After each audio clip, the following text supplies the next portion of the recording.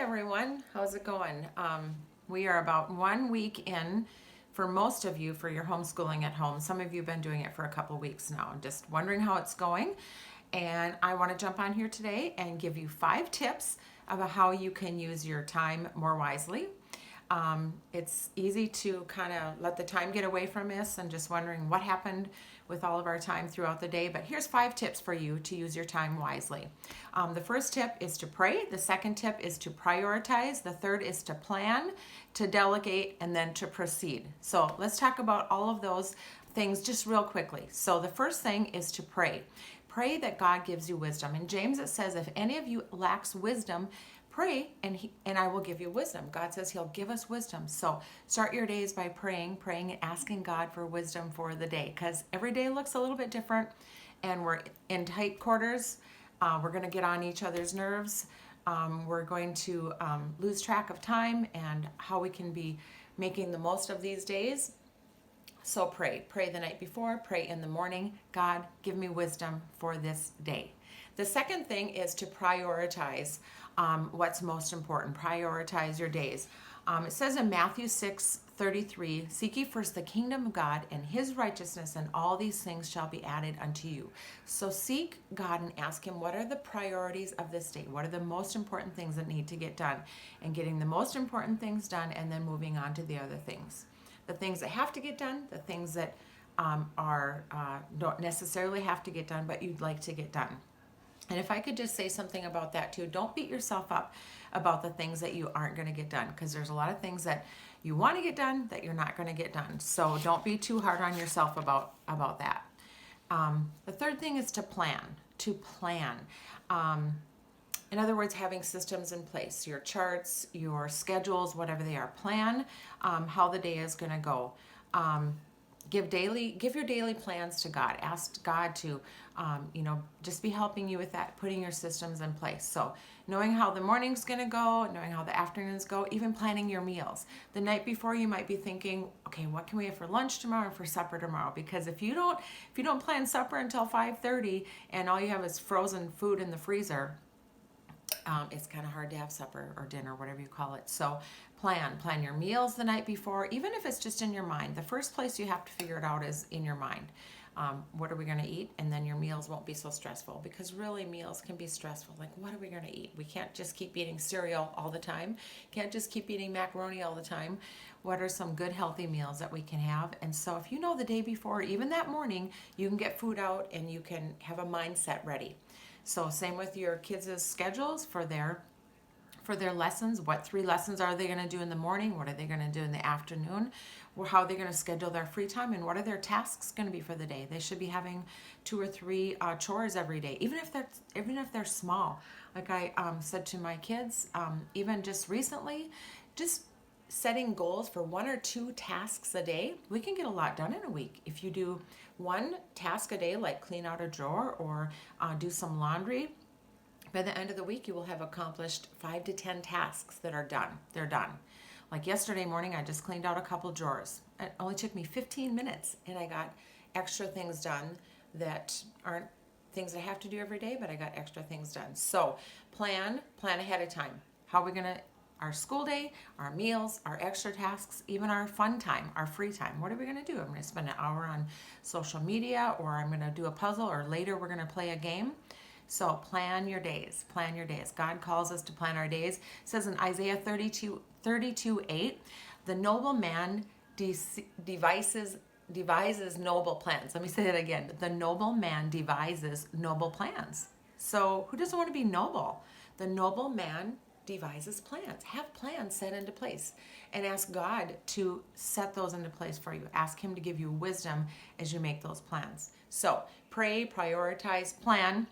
The next one is huge, and the next one is delegate. Delegate. Delegating is so important. And I think back to Old Testament during the time of Moses. I think it's in Exodus 18, where Moses is just so overwhelmed. The people are coming to him day and night. It says that he is serving as a judge. People are coming to him day and night with their problems, asking him for advice, asking him for help, asking him to settle differences.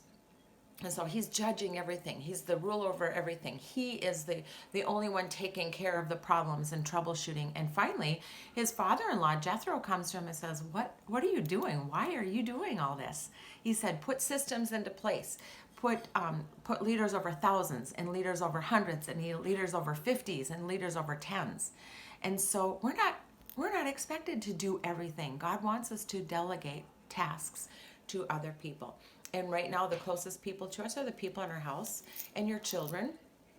And if you're married, your spouses, and working together as teams. So delegate those things. You don't have to be the one doing everything.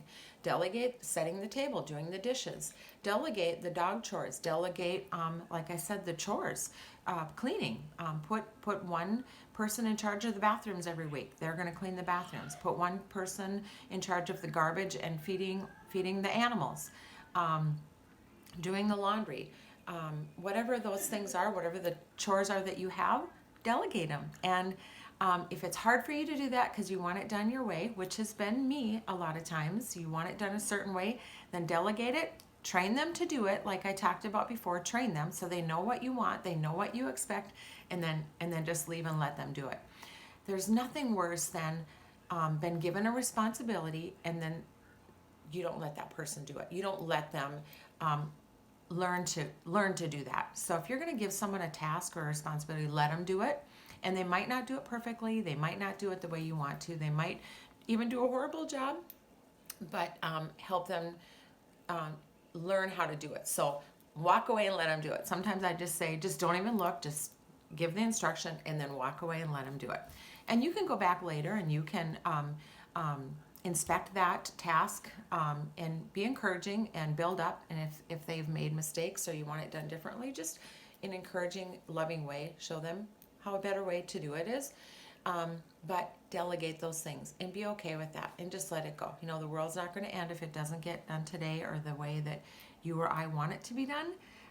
But done is better than perfect. I don't know if you've ever heard that before, but man, I adopted that little saying many years ago, done is better than perfect. If we're going to wait for perfect all the time, stuff is not going to get done. It's not going to get done.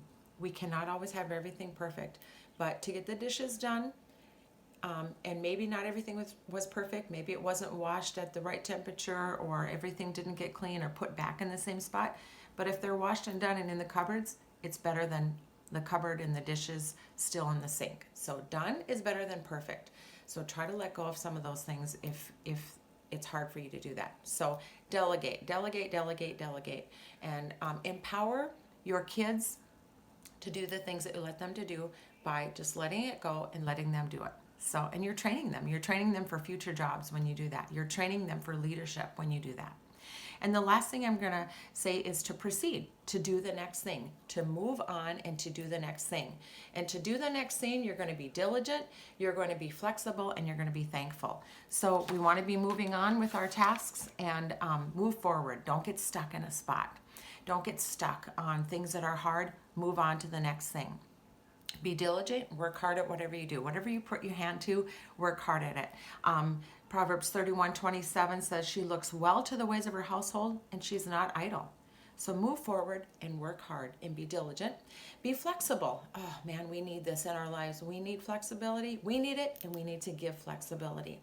So Proverbs 16:9 says, the mind of man plans his way, but the Lord directs his step. So we might plan all of our ways, but God might have a different way for us, and that's okay. So let the Lord direct our steps. If he prompts you in a different way, or your children prompt you, hey mom, could we do it like this? We have to be flexible in every area of our lives. And now that we're self-quarantining, we're homeschooling, we're working from home, we have to be flexible. Things aren't like they were even 3 weeks ago.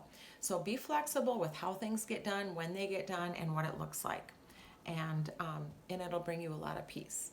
And it'll bring a calmness to your house if you can be flexible and do things a different way. And the next thing to move forward is just being thankful, having a thankful heart. Blessings come from thankful hearts. 1 Thessalonians 5:18 says, "In everything give thanks." And Philippians 4:4-6 says, "Rejoice in the Lord always." And again I say rejoice. Let your forbearing spirit be made known to all men. The Lord is near. Be anxious for nothing, but in everything by prayer and supplication with thanksgiving let your requests be made known to God. So be anxious for nothing. Boy, there are a lot of things that we're anxious about today, aren't there? What's going to happen in our communities and with our jobs, with the education for our kids? How are we going to pay bills with income not where it was even 2 weeks ago? But the Lord knows all these things. They are not unseen to Him. So be anxious for nothing, but with thanksgiving let your requests be made known to God. So friends, I'm thinking of you as you're home educating your kids. What a joy and a blessing and a privilege and a responsibility that you've been given right now. And I just pray for you that it's going well, and be encouraged that you are empowered to do this by your school districts, by the local authorities, and God will bless you, and He gives you the authority because you are parents. So press on, dear friends. Peace out.